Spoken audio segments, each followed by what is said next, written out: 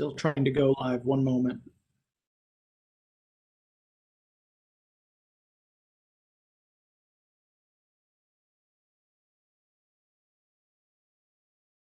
Okay, Councilmember Peterson, we are live. Okay, thank you, Matt. I will call the Dublin City Council Finance Committee meeting of April the 19th to order. Jenny, could you please call the roll? Certainly. Mr. Peterson? Here. Mr. Keeler? Here. Our chairwoman and fearless leader will be joining us momentarily. She is engaged in another city council duty for the time being, but she will be joining us momentarily. Matthew, take it away.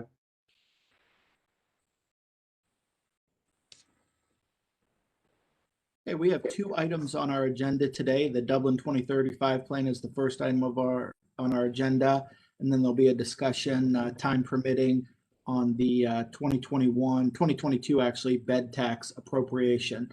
So with that, I'll turn it over to Tammy to discuss and begin the 2035 discussion. So thank you, Matt. And thank you everyone for letting me come and talk to you for a few minutes about a really exciting project for planning. We've been doing meetings with various committees, subcommittees of council. This is our third meeting that we have done, and we have gotten some really great feedback from not only our staff, but members of the various committees, as well as our directors have been really engaged with this process. So I'm going to do a brief presentation introducing the subject and letting you know how we're doing this, why we're doing this, and what your role in this is going to be. And then I'll turn it over to our consultants to do an activity to garner some, I guess, some responses from the committee about what you foresee for the city of Dublin. So if you give me just a moment, I'll share my screen.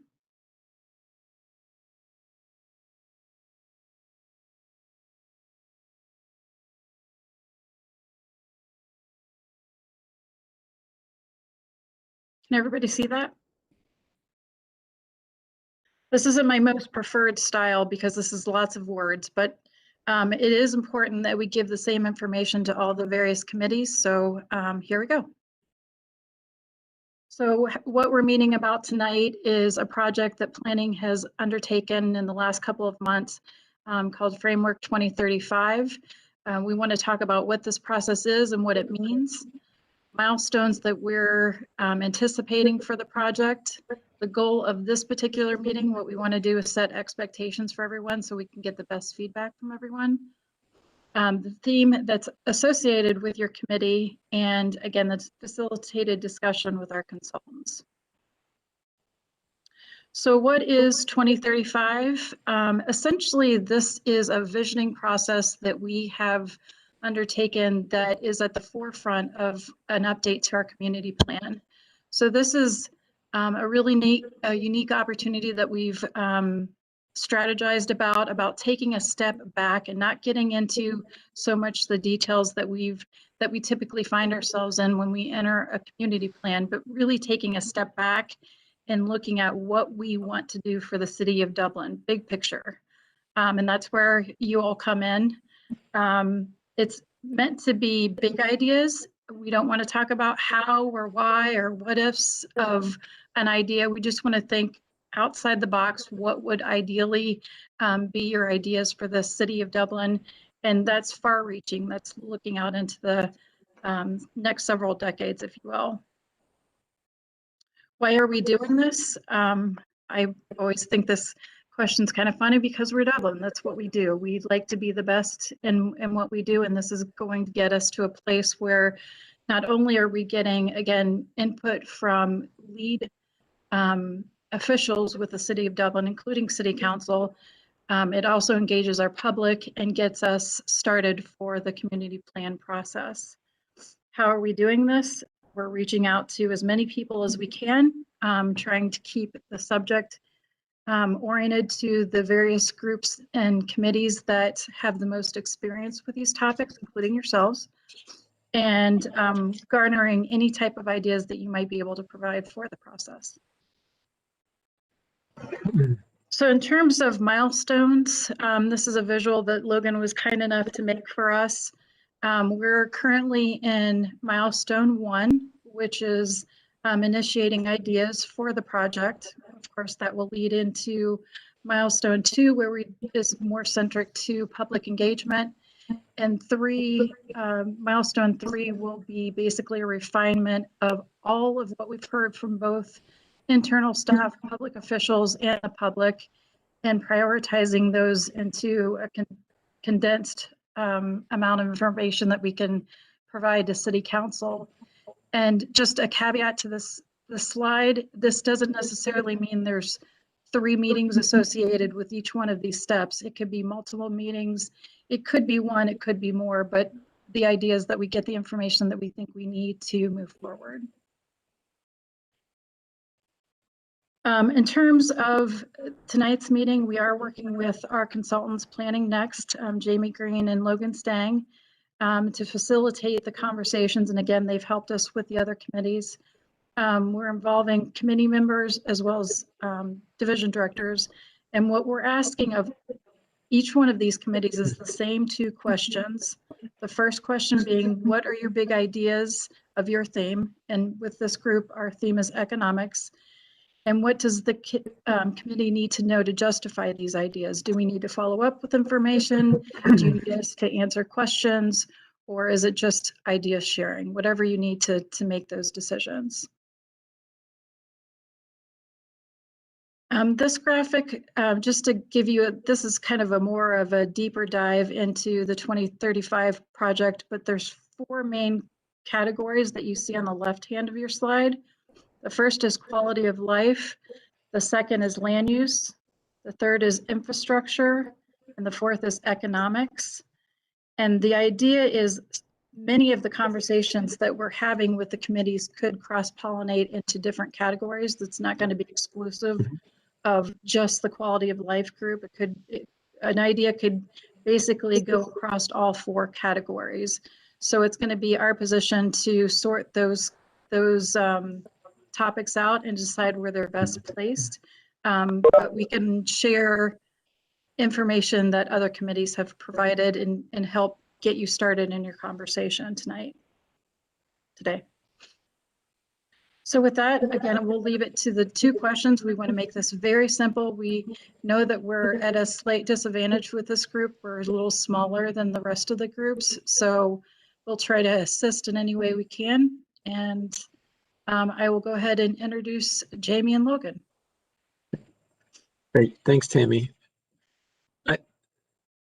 I would be curious, Councilmember Peterson and Matt, just in terms of timing, like I know you've got another agenda item, but is there, do you want us to be done with this at a certain time so we don't run over?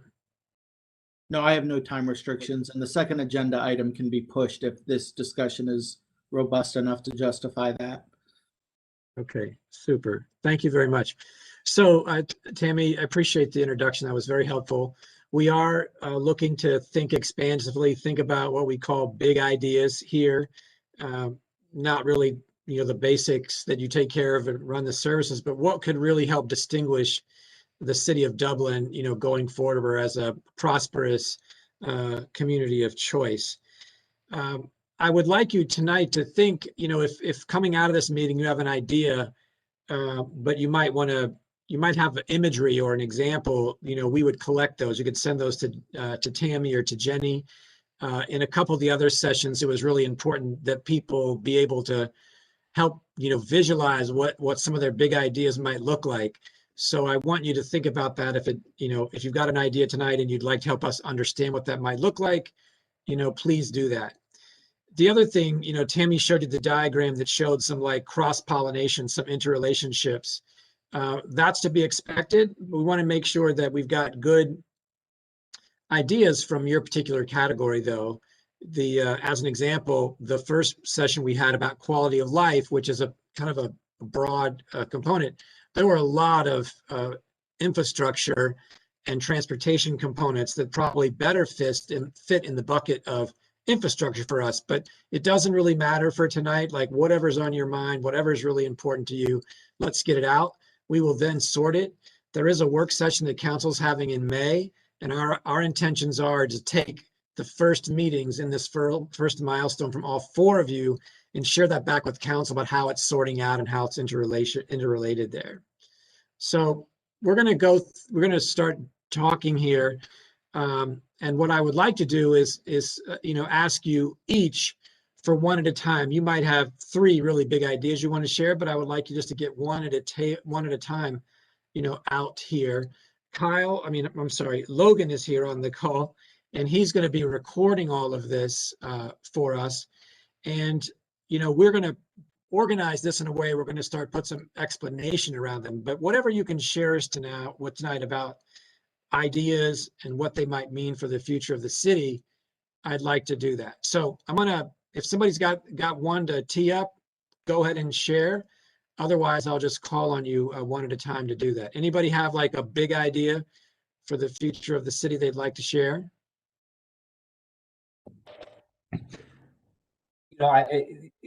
One of the cool things about this this community and this our staff and the council is we're constantly trying to be ahead of the curve and be thinking about this. So I imagine if Andy and I were pinned down, we'd probably say the same list of 3 or 4 things because we're kind of already talking about it. And I think that broadband and the connected community, getting into a residential community, all of this stuff is so intertwined now with COVID and the impact that that's going to have on our bricks and mortars and our traditional office space.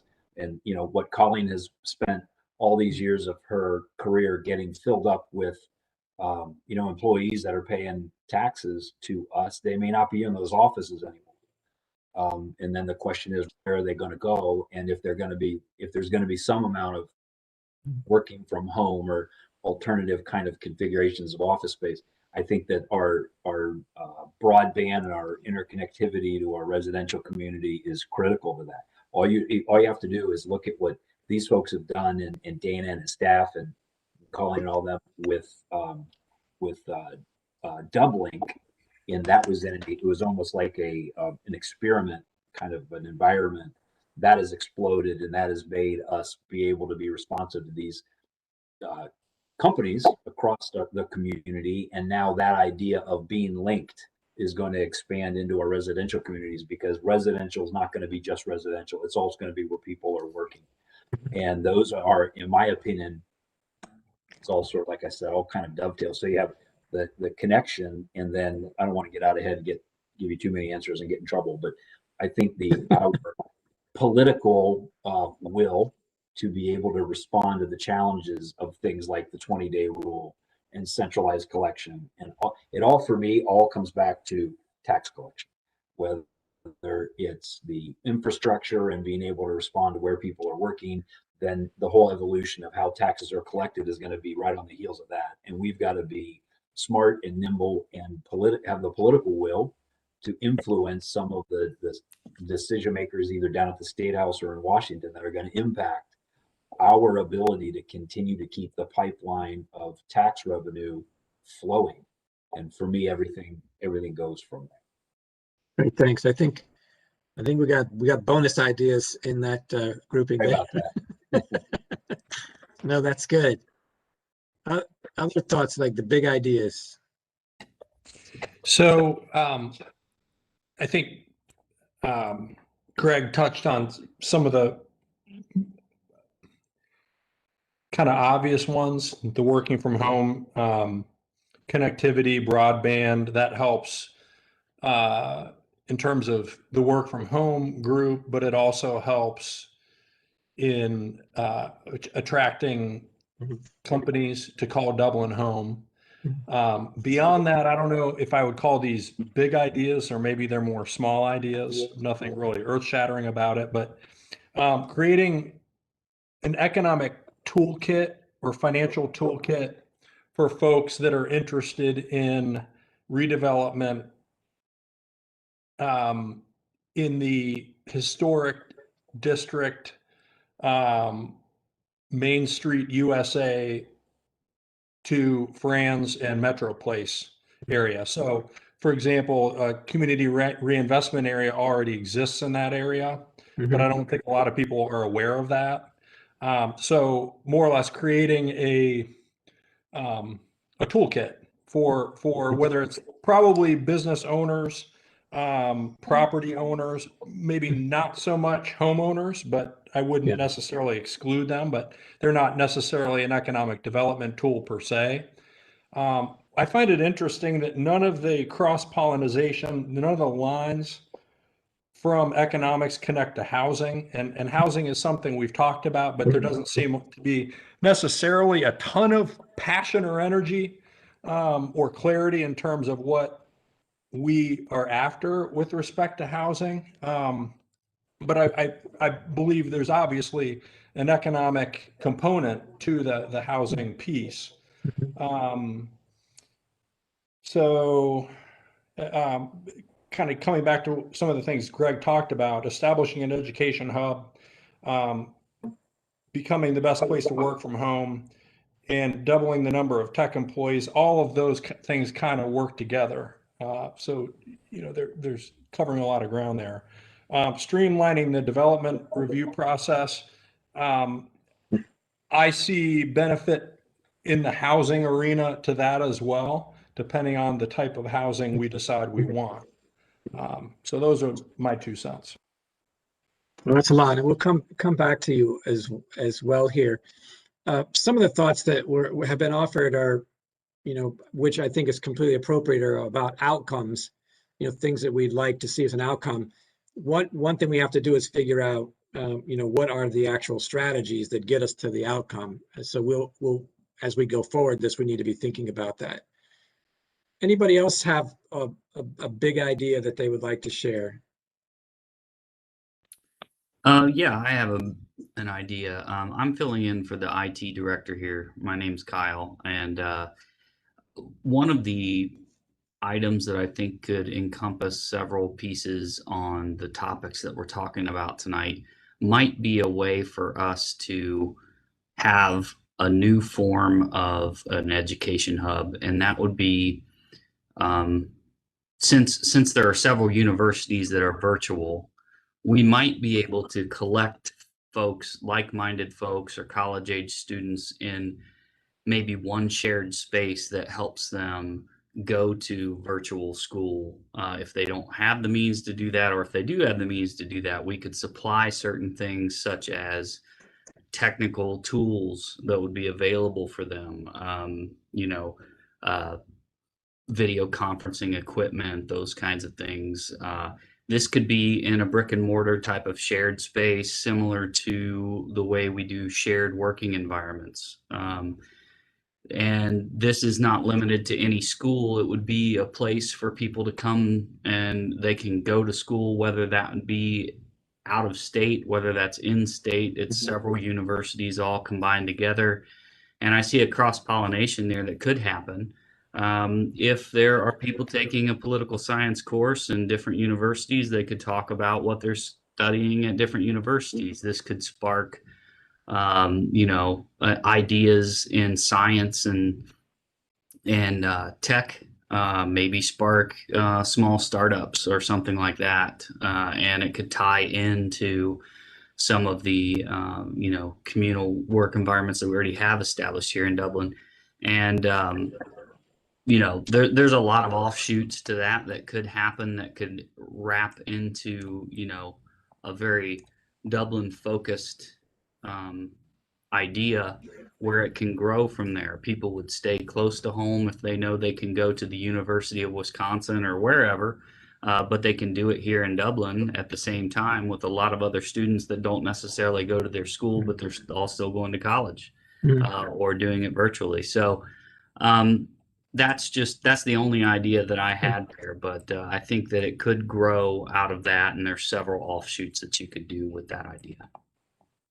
Thanks, Kyle. It sounds like we workspace, but it's actually we school space, something like that. Something like that. Yeah. Mm-hmm. No, that's good. Thank you. Anybody else? This is Kevin Robinson, the Director of Tax. I know that everyone enjoys filing and paying taxes now and into the future, into 2035. That being said, I think we need to be very active in talking with businesses in Dublin on what their plans will be in bringing employees back into the office, whether completely, makes hybrid, or none at all in the future. We will need to closely monitor how this develops and any potential legislation that might be discussed by business groups in the near and distant future, and how that might affect local taxation and tax revenues. These topics will directly impact trying to estimate future tax revenues and budgets. Also, it's come to my attention that in contacting businesses in the Metroplex district that have drastically reduced or eliminated their withholding taxes being paid have been related to the aging infrastructure of the buildings located in Metroplex. Somehow it'd be nice to get these dated legacy buildings up to date and attract future employees. That being said, there's other areas in Dublin that I think would be developed or could be developed, but I'm very sure that our development director, Colin Gilger, has already considered all those areas to be developed. That's it. Thanks, Kevin. Matt, how about you? Sure. One of the reasons I think Dublin's been so successful is they understood the economic model that's been dominant up until at least March of last year. It was the dominant economic model. And they went all in on that model and then built the community based on what they wanted within that model. So what they wanted was a lot of green space, a lot of parks, very well landscaped, very well planned, etc. To do that, you needed office buildings, which are not exactly the most, beautiful parts of our community. But if you plan them well, you can put the office buildings where they minimize the impact on the residential. And then they use that economic model, which was build office buildings, so you have income tax, TIF the office buildings, so they build their own infrastructure, and then repeat that for 30 years, and you end up where we're at today. So I think really what we need to move forward to Dublin 2035, we're just starting it now as we exit the pandemic. We're going to enter into a new paradigm, a new economic model. The first thing we have to do is understand that model. The second thing we have to do is redevelop our community standards to maximize that model. So what does that mean? I think it probably means that residential isn't the bad word that maybe it was under the prior economic model, because previously an office building produced the money and single family homes cost us money. So you never wanted to get out of whack. I don't know what the future looks like, but once we understand the model, do we have the courage to change our community in ways that are acceptable to us without sacrificing the things that are not acceptable in order to maximize our finances in whatever that new economic model looks like? I think that's the next challenge. I mean, and we're way too early into this to know what the answer is, but in 2 or 3 years, if we don't have an economic development strategy that is not income tax, office, TIF based, we will have missed the party and we'll be trying to play catch up to other communities. Great. Thank you, Matt. Rosa? Yeah, my idea revolves more around the finance department. It's more about leveraging technology to optimize our processes, being able to accept electronic payments from citizens, being able to go to a paperless environment so that we can streamline our processes and become more efficient, but also be able to distribute and disseminate information online at a more rapid speed so that we can communicate that financial information with citizens and others as needed. Thanks, Rosa. Colleen, you must have at least one big idea. A lot of it has been talked about already. I think finding a way to get competitive fiber optics to every home in Dublin becomes really important. I realized during the pandemic that not having that extra bedroom to turn into an office made for a very uncomfortable year in my dining room. So I think finding ways to bring fiber into people's homes and finding ways to to set up home offices for people. If we do want to double the size of our tech workers in Dublin, I think we need to realize that a lot of those tech workers are going to be working out of their homes and not an office. So I also think we need to look at diversifying our housing stock so that we can ensure that we have lots of options for people to work from home. As Matt said, residential is not going to be a dirty word anymore. We might actually have to be looking to make our residential space more competitive. We focus so much on some of our commercial buildings and bringing them up to date. And I think we have a lot of neighborhoods in Dublin that probably also need some updating, and we can probably do that through technology infrastructure. Right. Thanks. Thanks, Colleen. Let's see. Brandon, did you have something you wanted to share? I don't have a big idea, but I just echo Matt's comments. I think that is the key thing facing us, projecting out and trying to think what is that new paradigm, and even trying to think how does that help us on this journey. It could just be, identifying areas to study. How else could we make money?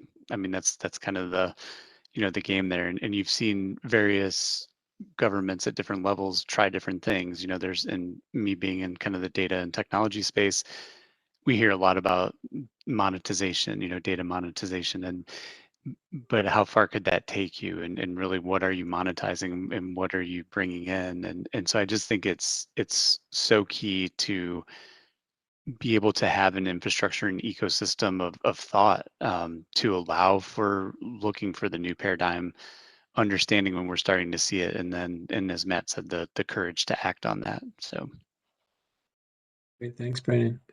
Yeah, Tammy, did you have? I just wanted to something? follow up on that just a little Sure. bit. I mean, when we talk about the old paradigm, one of the things that I think is interesting is there are negative consequences of that development style, right? I mean, some people don't want to live in a community that has 40,000 people come into it every day to work, 40,000 more that live there, right? And the Right. most obvious negative externality of that is traffic and infrastructure. And it's a lot busier than it would be if we didn't have these office buildings. But the city leaders and the city planners in the 90s understood that this would be a negative consequence to the residents of the dominant economic model, and then took action to offset that negative externality with a positive one. And that was the creation of the recreation center and the subsidization of recreation through the 50% cost recovery. So it was a realization that what it's going to take to propel the community forward is not necessarily all good, and that some of these negativities need to be offset. So as we look to the new paradigm, these would be good, these will be bad. How do we offset the negatives and still move forward? Because ultimately it's not going to, I don't know what the land use might need to be, but it might need to be very different than what was in our plan pre-pandemic to move forward. So using the financial strength that the new paradigm generates, you offset those negative externalities through some sort of mechanism. I don't know what that is, but in the 90s, they decided it would be a rec center. Great. Well, thanks, Matt. That's good insight. Tammy, did you have anything you wanted to share?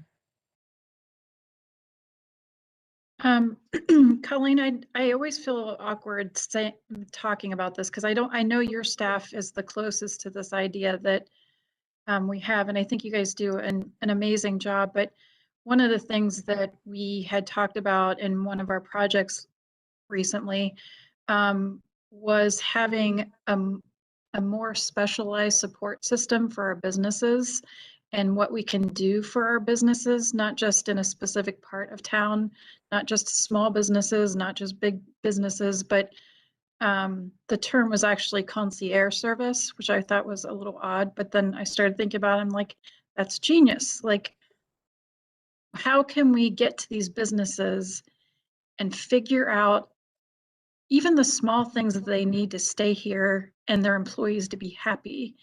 The mobility project is an example of that. We're finding companies where they're retaining much more of their staff now that people can afford to come into the city of Dublin. And it's, I mean, literally saving people hundreds of dollars and their frontline workers. That's a big savings for them. But what works for one business doesn't always work for another business. So literally finding what we can do to keep our businesses where they are, and make the employees happy. I don't know if some of our efforts get, we might be talking to CEOs of companies, but getting to the employees and saying, for me, what would be my ideal place to work? If you put a food truck out in front of my door every day, and maybe a farmer's market on Friday, I'd be happy as a whatever, something happy.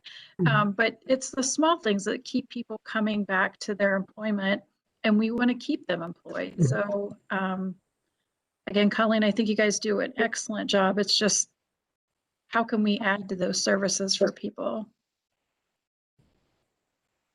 Thanks, Tammy. So we will do another round here. Some of the items that you addressed here, I think clearly are fundamental. Like, what's the future of work look like for Dublin? What does that actually mean? And what is how do you approach housing, right? How do you be competitive?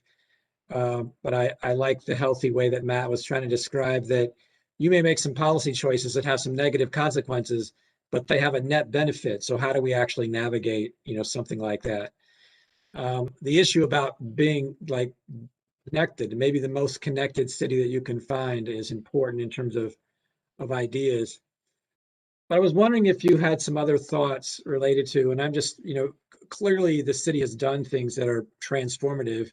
I think about Bridge Street, and what that once was in terms of a strip center, the public amenities that are in place with a new bridge. Are there big ideas around amenities that really continue to make Dublin more attractive, that bring people there for businesses, bring there for people who want to live there? Are there any big ideas around that kind of amenity thought? Anybody? Yeah, I'll go first. I recall before we had a hospital, and before we had a funeral home, right? We said that those were the two amenities that we lacked. It was tough to die in Dublin. It was tough to be born in Dublin. And now we've tackled both of those. So what else do we not have here to be sort of that complete community where we're not seeing people leave our borders to get it someplace else? And then also looking at, other ways that we can increase revenue, right? Because this is the finance committee, other than income tax. Are there other ways to make money? So I look at things that other communities have that I wish we had here, so that we could bring more people in, whether it's they say, wow, this is a more complete community and I want to live here, or wow, I want to work here, or I want to spend more time and money here. I think about a performing arts center like New Albany's, and I think I drive across town to go to events there. I spend money in their community, right? I also think about Grand Park up near Carmel and Westfield in Indiana. This massive sports complex that is bringing tons and tons of people into state-of-the-art sporting facilities, and they are packing hotels and restaurants and leaving all of their disposable income behind. I can tell you because I spend hundreds in that area every soccer season. So I think about things like that are huge amenities that bring people in, but also make people say, wow, this is a cool community. I actually would want to live here. Yeah, great. Thanks, Colleen. Other thoughts about amenity or an amenity strategy that distinguish the community, attract people, give them a stronger bond to this place? What about the innovation, the West Innovation area? That I know it got a start, it has some vision, but is that a place that's well on its way to become something really special, or does it need some help to really realize its potential?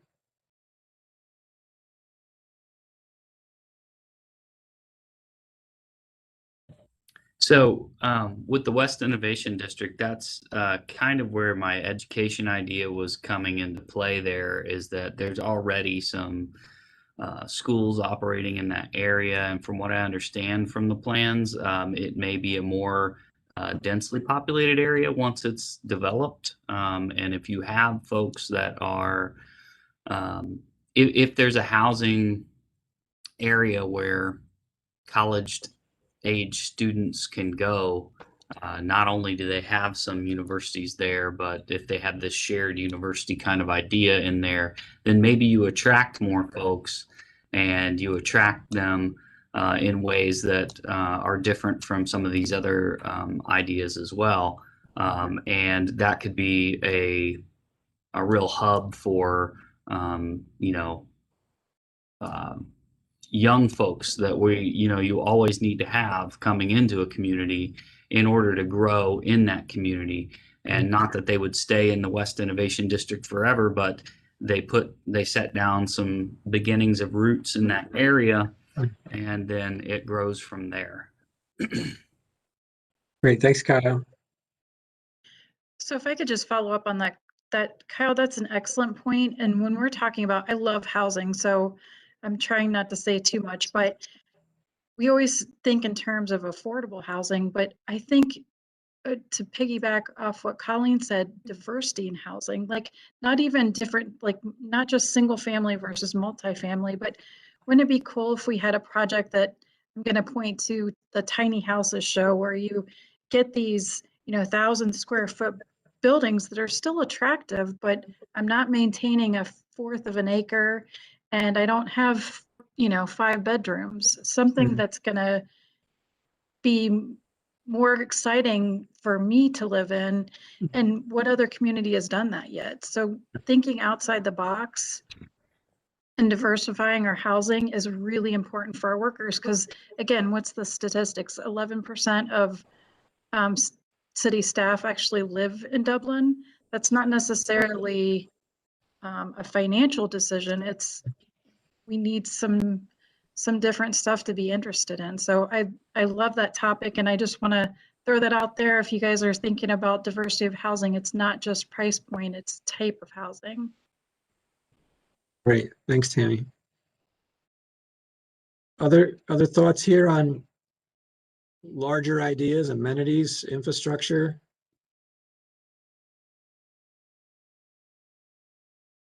Is there another Bridge Street in your thinking? Yes. There is.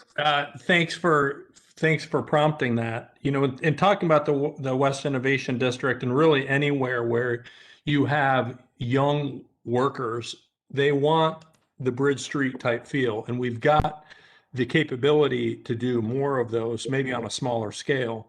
But when I think of amenities, I think of all of the different kinds of things that Bridge Park has to offer, and kind of piggybacking on something that was said by Tammy, and I said this in one of the council meetings when we were talking about housing.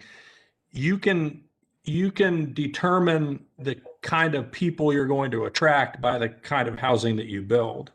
So if you build a smaller apartment unit, a 1-bedroom, you're not going to attract a family of 6. So, when we talk about overburdening our schools, we can control that to some extent based on the kind of housing that we want. And again, I'll just say again, and I'm kind of piggybacking on Matt kind of introducing this concept, that maybe it's time we rethink the strategy for the next 20 years, and what worked in the past may not work going forward. And it takes some hard decisions and maybe some taking risks. I hear quite often, well, we'll face the law of unintended consequences. Well, sometimes you have to take a chance when you have smart people making deliberate decisions like we have here. You take calculated risks that you have conviction in, and you're not always right, but when you have a consensus of smart people's views all weighing in and pounding on these different concepts, the likelihood of you coming out on top is pretty good. Good. Thanks, Andy. Colleen, did you want to add anything? I mean, you were enthused about this another Bridge Park. I think it goes to the concept of having nodes of Bridge Park-like development throughout the city, something like that in the Metro Blazer area, something like that in West Innovation. We don't need to blanket the city as one big giant, Bridge Park, but I think there are different areas where we can have nodes. And then ideally, I would love to connect all of them with some sort of mobility where you can, travel from node to node without a car, to nodes where you don't need a car, right? So I would love to be able to have pockets of these throughout the city with super connectivity. Great. So my understanding is you have some pretty special work going on the 33 corridor, some advanced technology, mobility work, research, lots of suppliers. If you think, not just maintaining that, but really a step improvement of some kinds, is there a big idea for Dublin related to what's going on the 33 corridor?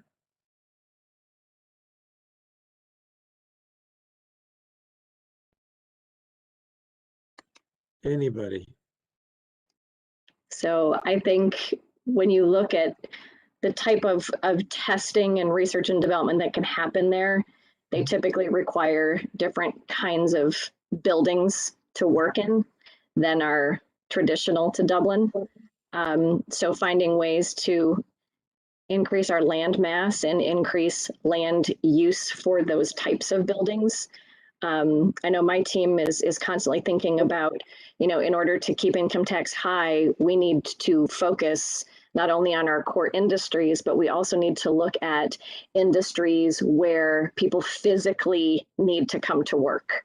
Hospitals, right? Like doctors have to do surgery in person. So what types of industries can we focus on where people have to drive to Dublin every day or have to live in Dublin and work here every day and physically report to work? And a lot of those are, in some of those bigger flex buildings with research development, light manufacturing, some light assembly, those types of places. And we don't really have a lot of it.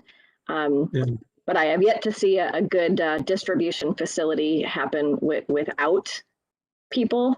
Granted, you have robotics, but a lot of that still, you need humans. Yeah, got it. Colleen, you said light manufacturing in Dublin, Ohio? It can be done. It should be done. There are spots around the city. I won't say where, but I think everybody here is well aware. There are spots around the city that would afford us that opportunity. And as Matt said early on, the city is fantastic at planning locations for specific kinds of industries. And there are those spots in Dublin. Light manufacturing is beautiful in that, how do you get the work done if you don't go to the factory? You don't. So the hospitals, that would be my one concern about putting all of our money on technology is that specific issue. Healthcare and light manufacturing and distribution, you're not going to have that kind of an issue with the work from home folks. And certainly the companies that are creating and collaborating like a Google or something like that, they're going to have their staff in a building, most likely. But if it's a data center or something like that, I worry about how that would all play out should something like this continue for the long term. What also that 33 corridor, it's interesting that you mentioned that, but that 33 corridor is the sort of the one boundary around Dublin that's kind of the last great frontier. And, our intergovernment relationships with Marysville and Union County and Jerome Township and all those government entities over there that are going to impact what happens beyond our border. Those are relationships we're going to really need to have to, we always have to do them, but those, you talk about the next 20 years, those relationships out that direction are going to be increasingly important because they have a lot of control over what's going to happen outside of our border along that corridor. That's great. So I'm going to put Logan on the spot. Logan's been trying to keep notes. I don't know if it's if we can pull that up, Logan. Yeah, let me see if I can share. This doesn't have to be the end of the list, but I think if you have some reflections after this, but we will circulate these back to the committee. But Logan tried to capture the conversation and the ideas that you had here about, the connected community, really important ideas about, what do we need to do to protect, if not enhance, the revenue stream. Looking at the changing employment models and what that might mean, and what kind of bets does the city make, based on what we, do or do not know. But Logan, you could scroll down a little bit there. I'm not reading all of them, but give you a chance to.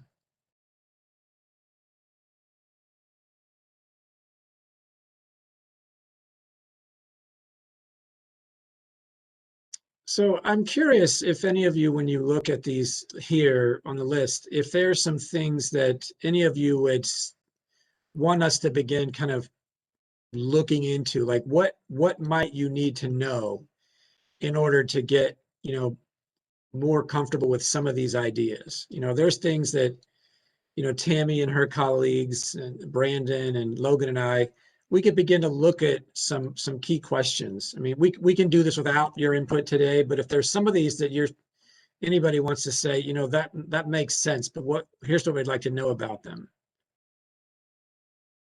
For instance, I'm just making this up, but on the nodes, number 19,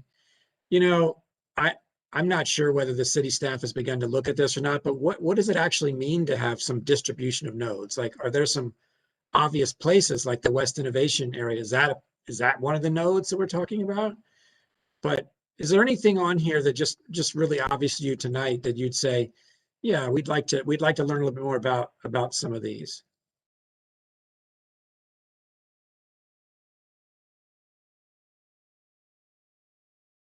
Housing stock, that's like, what does that mean? I think it begins with looking at what the nature of the housing stock is for the city. What does that distribution look like? I think it probably also looks at things. I think Tammy, you alluded to the fact that like only, I think 11% of the folks in the city actually work in the city. The rest of them are coming from outside. What's the relationship between housing choice and employment place? All right. I would just say again, I said it earlier, there's no line connecting any category in economics to housing. I'm not sure which slide it is. It's the economics big idea starter slide. And actually, there's not a line from any category going to housing, yet we're seeing tonight that housing is sort of an all-encompassing issue. No, I think that's great, Andy. And I could tell from Tammy's head nodding, she's completely with you on this housing question. So we'll definitely take a look at that. So there'll be a follow-up email to all of you that has the notes. If there's something that comes to mind afterwards that you want to add in there, you can do it. Otherwise, we're going to try to put a little bit more information on these. Some of them are related, so there'll probably be some consolidation. And then we'll be sharing, like from all 4 groups with council in May. All right. So I think we lost Greg, but he's back. So I think you're on mute there, Greg. Did we cover what you needed to cover on this topic? You think you have everything you need? I think it's a good start for tonight. We just want to have a brainstorming, just see what was at top of mind from all of you. So I think we got a good start, and this is consistent with, the other level of detail we have. So we want to, as I said a minute ago, like look for any things that are sort of redundant and, take out that in the group, tighten it up, and a little bit more explanation for some of these, and then be able to share back with the entire council in your work session in May of what the 4 groups have brought up and what's the relationship between these. And I'm confident you're going to report back that the members of the finance committee are far superior to every other one of the groups that you have talked to. Absolutely. That will be at the top and the bottom of the page. Thank you very much. That's good. Okay, All right. great. Do we need anything else? This agenda item, Matthew, where are you? Matt, anything else on this? No, if planning next is happy and Tammy's happy, then we're ready to proceed. Okay, fantastic. I just Well, wanted great. to, I just wanted to say thank you for everyone being prepared and having a dialogue. It's nice that all of the committees have done a great job, but yeah, of course, you were the best. And you know what, what's really cool, and I'll just say this again, that none of these ideas are going to come as a surprise to any staff member or any other member of council. So getting it all organized and all that is terrifically helpful. And thank you, Tammy, and everyone on that. Greg, do we want to approve the minutes real quick from the last meeting? Sure, I make a motion, we approve. All the right, minutes you from the guys last take meeting. care. Thank you. I'll second. Jenny, can you call roll? Mr. Keeler, Yes. Mr. Peterson, Yes. So do you want to tackle this the hotel tax thing, Matt, or are we putting that off, or are we doing that now? I serve at the decision of the chair, so I leave it to you, but I will say that there is no deadline attached to this topic. We can easily discuss and do what we need to do at the March and June meeting on this topic. You know, There's no time Christine's not requirement. here. Maybe Jenny, could you let Christine know we pulled the plug on the second agenda item and we can deal with it at the next community meeting? yes, I will You tell okay her. with that? Yep. All right, Matthew, anything else for the good of the order? None at all, sir. Thank you. Okay, great. Finance Committee stands adjourned.